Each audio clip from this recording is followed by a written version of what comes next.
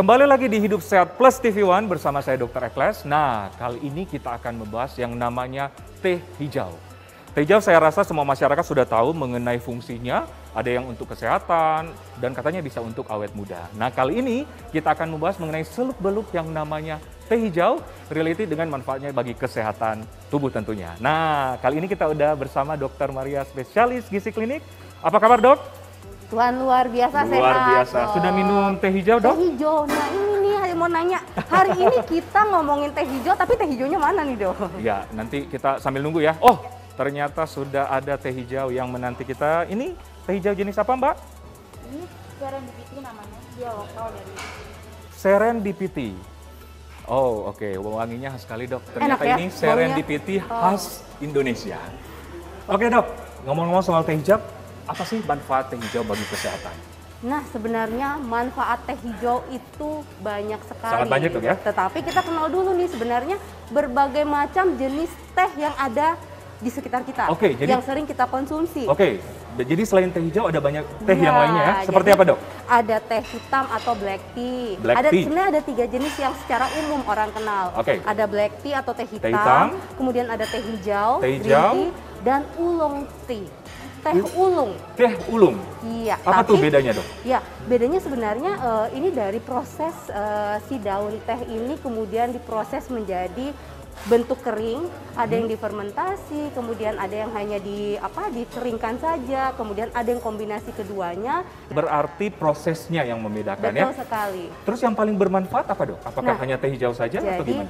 penelitian mengenai kandungan teh dan manfaatnya itu banyak sekali, terutama yang paling banyak memang teh hijau dan teh hitam. Jadi teh hijau sebenarnya ada yang namanya katekin.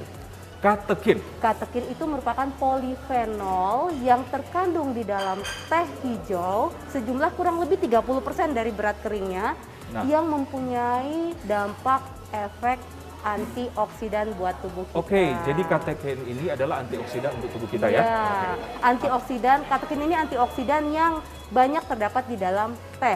Selain antioksidan katekin juga ternyata ada juga beberapa sejumlah kecil mineral. Ya, jadi mineral ada berupa kuprum, ada berupa zinc, ada beberapa, tetapi jumlahnya kecil karena sebenarnya yang paling banyak dampaknya adalah manfaat dari antioksidan tadi.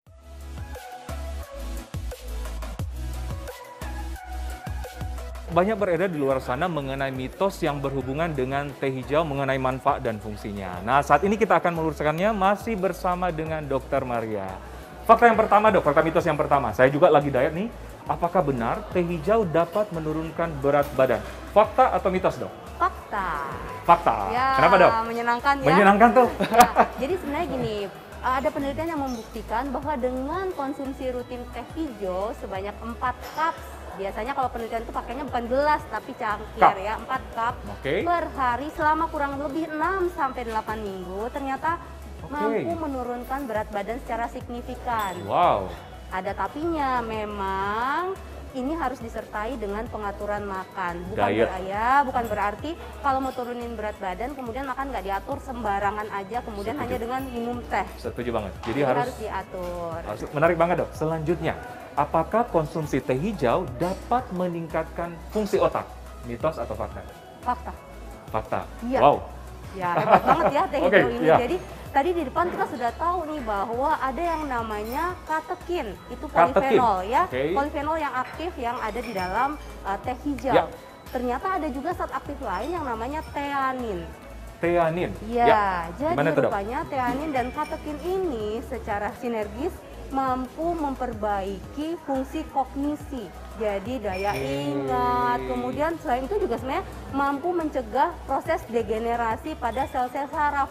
Jadi sebenarnya ini menguntungkan sekali, terutama buat para orang tua. Oke, menarik banget. Jadi sangat banyak ternyata fungsi teh hijau, Dokter ya. Oke, selanjutnya, Dokter. Apakah konsumsi teh hijau dapat mengurangi resiko terkena diabetes? Mitos atau fakta? Ya, ini sebenarnya fakta.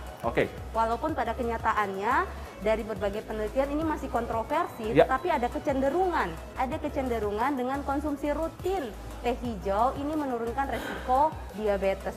ada keuntungan lain. Karena gini, biasanya kalau orang ada diabetes mellitus atau kencing manis, ini kan ada hal-hal lain yang ikut, entah itu kolesterolnya tinggi, entah itu hipertensi atau darah tinggi. Nah, ternyata dengan zat-zat aktif yang ada di dalam teh hijau mampu menurunkan kadar LDL kolesterol.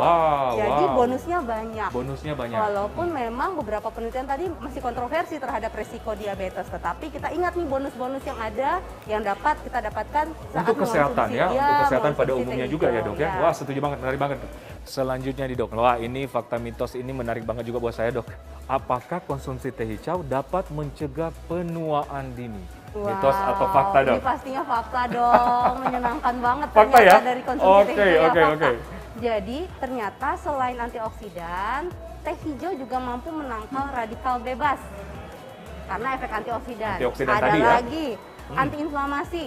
Biasanya hal-hal tersebut kita sering dengar terkait dengan istilah-istilah yang menimbulkan peningkatan resiko penuaan dini, benar nggak? Oke. Ya, jadi kan radikal bebas banyak banget, bisa terbentuk dari tubuh kita sendiri, bisa juga dari paparan. Dari luar ya? Entah itu asap lah, atau polusi dan sebagainya. Stres pekerjaan juga ternyata radikal bebas tubuh kita meningkat. Jadi biar nggak cepat-cepat tua, ya. Rajin minum teh hijau berarti, Dok ya? Oke, selanjutnya berkaitan juga dengan teh dan berkaitan juga dengan keadaan sekarang ini bahwa kita butuh imunitas yang kuat, ya, apalagi di masa pandemi ini. Nah, apakah teh hijau dapat meningkatkan daya tahan tubuh, Dok? Mitos atau fakta? Fakta. Itu fakta. Ya. Kenapa, Dok? Jadi begini, ternyata konsumsi secara teratur teh hijau memang mampu meningkatkan daya tahan tubuh seseorang. Nah, tentunya di masa pandemi ini ada bonusnya karena rupanya juga banyak penelitian yang membuktikan dengan konsumsi teh hijau mampu menurunkan tingkat kecemasan atau bahkan depresi dibandingkan orang-orang yang tidak minum teh hijau. Gitu. Jadi ini oke sekali dong, maksudnya kadang-kadang kan kita butuh sebagai penenang, tetapi dapat bonus yang sehat buat tubuh kita. Nah, bagaimana, Dok, dengan lansia? Pastinya ini oke banget, aman sekali dikonsumsi untuk lansia karena memang dampak untuk kesehatan secara keseluruhan konsumsi teh hijau ini banyak sekali. Beberapa hal yang mungkin harus diperhatikan, kalau konsumsinya terlalu banyak, kaitannya dengan kafein. Bagaimanapun di dalam teh ini mengandung kafein. Walaupun tidak sebanyak dengan kafein di dalam kopi, tetapi harus hati-hati untuk orang-orang yang memang tidak tahan dengan efek kafein. Berapa banyak? Biasanya kalau sudah melebihi dari 8 cup per hari. Dan ingat juga syarat tadi, kalau memang ada kecenderungan anemia, jangan dong konsumsi teh, bahkan juga kopi ya, bersamaan dengan waktu makan.